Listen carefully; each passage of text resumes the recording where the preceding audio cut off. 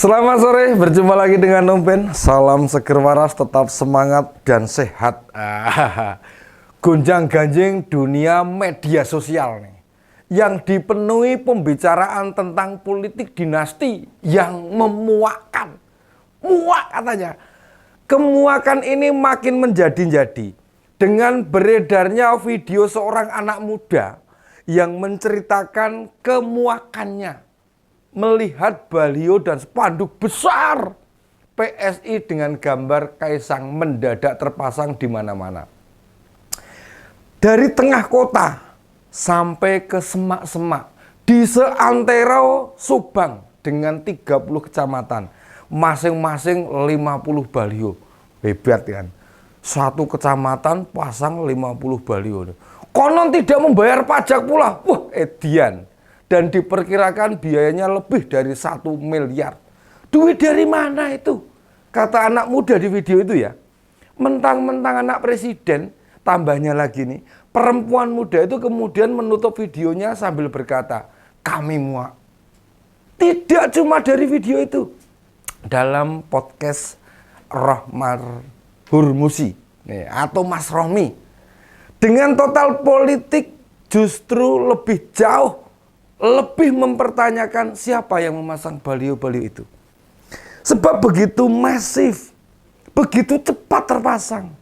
Bila dipasang beramai-ramai oleh partai dan para pendukungnya, pasti akan terlihat oleh masyarakat dan tidak bisa secepat itu. Mas Romi lebih khawatir lagi bila ada instansi yang digerakkan. Namun dugaan Mas Romi itu bukan dari kementerian. Karena kementerian sering dipegang oleh anggota partai. Rasanya mereka tidak akan terlibat memasang baliho Kaisang.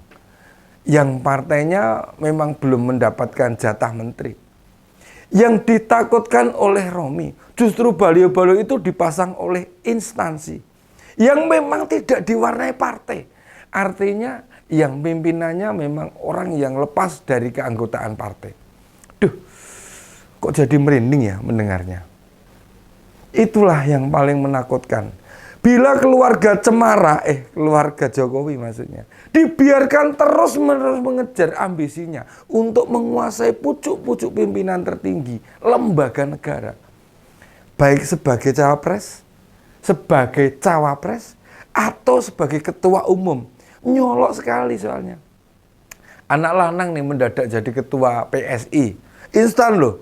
Dan anak lanang barep tahu-tahu sudah jadi cawapres. Bukan karena keduanya sangat menonjol prestasinya. Sampai kita termehek-mehek, kita justru dibuat termuak-muak karena melihat kemudahan berlebihan itu. Oke lah, kalau cuma mau jadi artis terus memanfaatkan popularitas bapaknya, wah monggo, silahkan. Tapi ini menyangkut masa depan negara. Masa depan negara loh bro. Lo mau jualan martabak pakai embel-embel anak presiden. Biar laku aja ya. Itu saru. Nggak pantas. Nggak etis.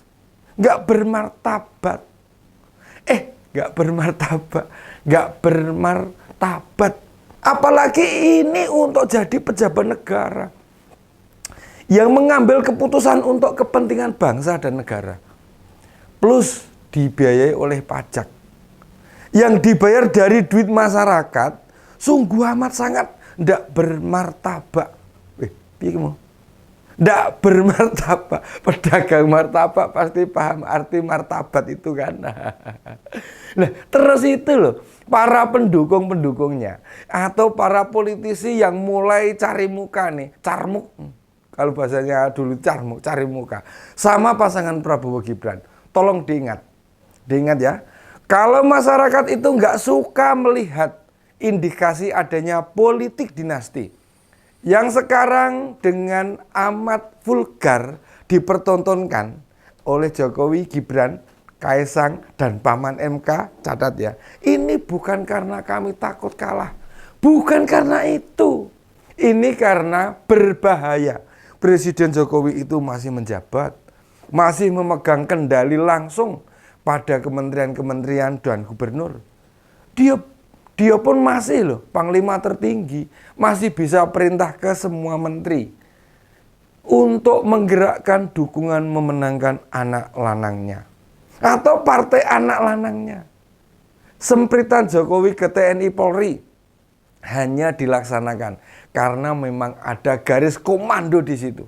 Benar atau salah, perintah harus dilaksanakan.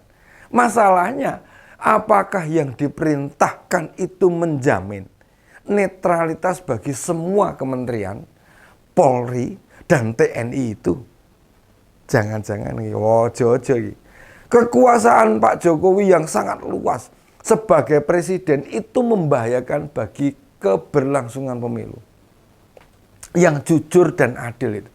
Apabila ada darah dagingnya yang ikut sebagai cawapres atau legislatif, belum lagi sebagai penguasa pengelolaan anggaran keuangan dan aset negara tertinggi, mudah sekali bagi presiden untuk terpleset menggunakan anggaran dan aset negara itu untuk kepentingan pemenangan anaknya. Risikonya berat loh. Presiden rawan bertindak kriminalitas, bisa tersangkut kasus bukan cuma di penjara, bisa jadi dimakzulkan, impeachment. Sampai di situ, bro dan sis, paham kan?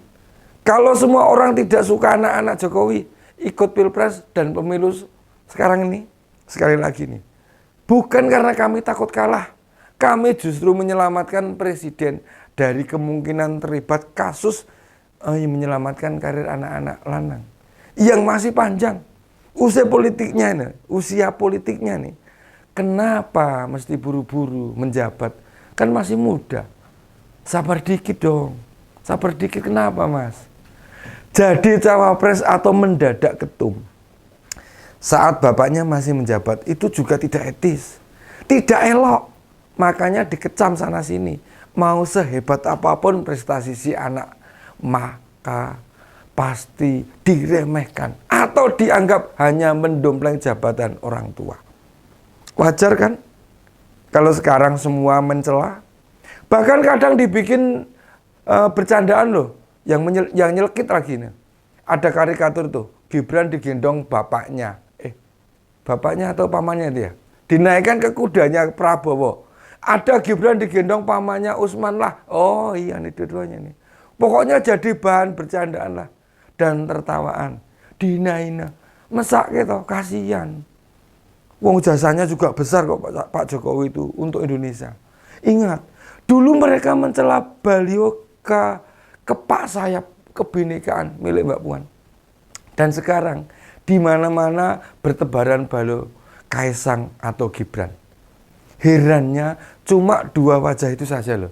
PSI kan bukan cuma Kaisang doang ya, tapi tokoh-tokoh PSI lain gak ada yang dimunculin di baliho-baliho itu. Begitu juga baliho Gibran, cuma gambar Gibran, wajah Pak Prabowo-nya kecil sekali nih. Herannya kok Pak Prabowo nggak tersinggung ya? Apa karena takut kalah ya? Nah, ini Mbak Puan yang mereka hina-hina itu justru sekarang menjadi orang yang tidak menghukum Gibran atas pengkhianatan. Dibilang anggota PDIP. Kok jadi cawapresnya dari koalisi sebelah? Nggak dukung Ganjar. Udah gitu nggak mundur dari anggota PDIP lagi. Nggak ngembaliin KTA lagi. Apa masih belum pede pakai partai lain? Karena agak karena nggak sebesar PDIP ya, dan tidak seterkenal PDIP gitu. Lah kok seenaknya sendiri loh, PDIP-nya mau, tapi ikut aturan partainya nggak mau. Oh ya, kan anak presiden, ya istimewa dong, spesial. Partai harus ikuti kemauannya. Mas Gibran, apa yang nggak nyadar toh? Kalau Pak Prabowo itu punya rekam jejak selalu kalah dalam pemilu. Tahun 2004 mas, itu udah kalah. Terus di konvensi Partai Golkar, Pak Wiranto yang akhirnya maju tahun 2009. Jadi cawapresnya Bu Mega juga kalah. Tahun 2014 dan 2019 kalah lagi. Lah mosok orang dengan tradisi kalah dijadikan pasangan? Apa mau ikutan bantu Pak Prabowo bikin hektik kalah pilpres 3 kali berturut-turut? Ambisi itu boleh, tapi yo harus diikuti sabar dan melihat kenyataan. Tenang, tenang no pikirmu toh. Ojo kesusu toh. Ojo, jangan dulu, jangan tinggalkan PDIP gitu loh. Di PDIP dulu sambil belajar memimpin daerah, dari memimpin kecamatan-kecamatan, terus mengkoordinir kabupaten dan kota, gitu, baru naik jadi presiden. Umur masih belum 40 tahun, 10 atau 15 tahun lagi baru 50 tahun mas. Pas jadi presiden kayak bapak. Wong sabar itu disayang Tuhan. Dan itu lebih bermartabat. Demikian opini kali ini. Salam seger waras. Tetap semangat.